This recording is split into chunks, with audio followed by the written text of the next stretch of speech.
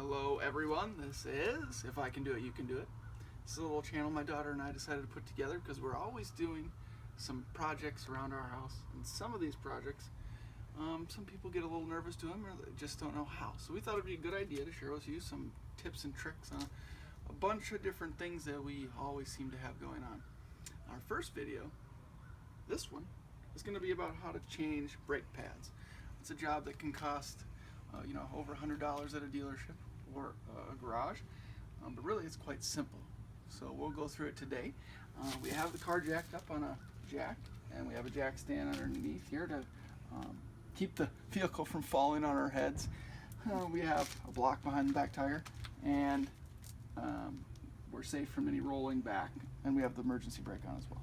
Some tools that you'll need actually for this project: just a tire iron to get your wheel off, and then just a basic socket set, and maybe a long screwdriver, and then obviously the new brake pads. So what I'm going to start doing first is taking this wheel off.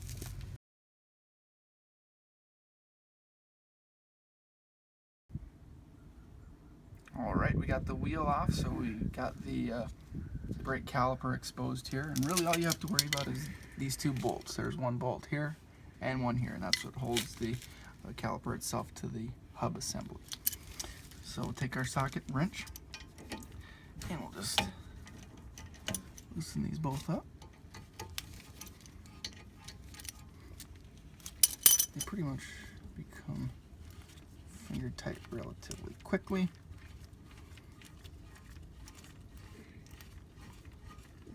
And just like anything else that you've never opened up before, something like this, take your time and go slow.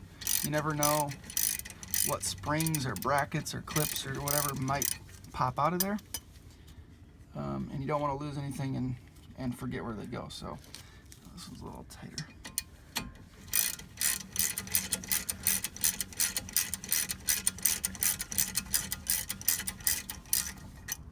So that one's loose and that one's coming out. So what I like to do here, and all brake assemblies are just a little bit different from car to car, but very similar for the most part.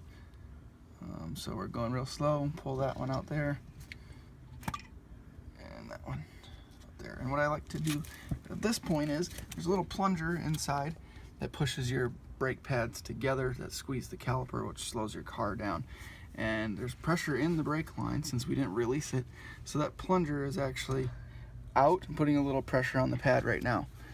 So what I like to do is just pull this off a little bit, and this particular model has like a little access port here, and if you put a screwdriver in there between the plunger and your pad or rotor, you can push that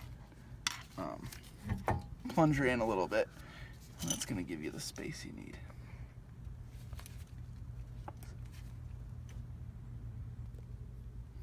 Alright, so this is the plunger here that when there's pressure on it, it pushes out and squeezes your pads in. So that's you can't push it in with your fingers. So that's why you use the little leverage to get it pushed back in, give you some room.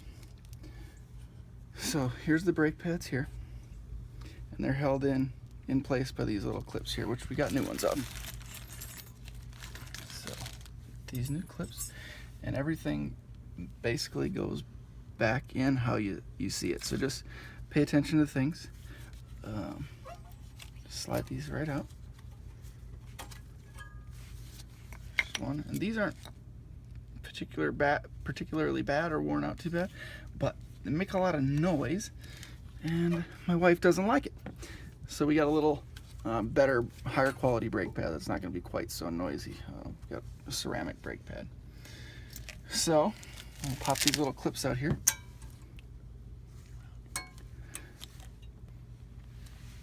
So we're popping these clips out. One and two. So you see the flat edge goes to the outside. So that's how we will keep them. And they just clip right back in place.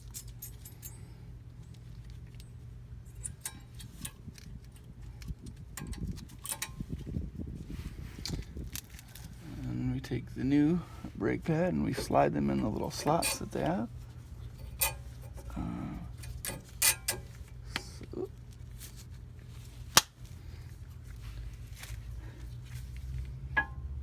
And you can see the slots here. One slot, little ear, little ear. And if you put them in evenly, it helps. There you go, they're in. So now, just take caliper back and slide it back on, watching out for these little rubber grommets, plungers, making sure we're not folding them over.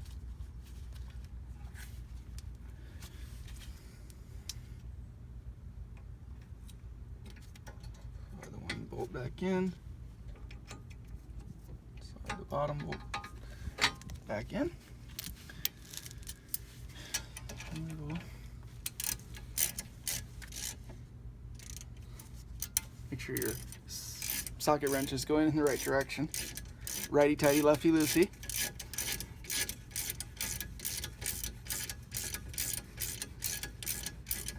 I just like to get it so real snug, just snug there, and then I'll do the bottom one. The same. It's got a funky angle here.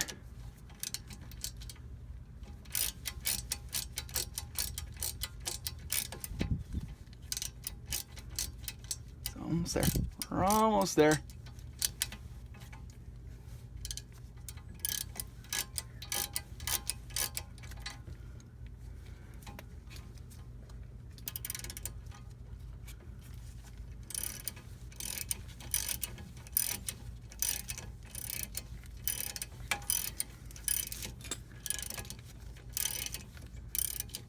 Okay, and then I come back to this one and just put a little extra pressure on it.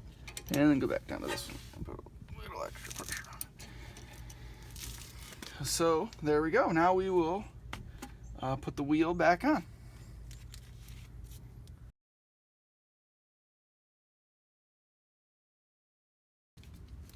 Okay, so we got the wheel back on and all the lug nuts tightened up to finger tight.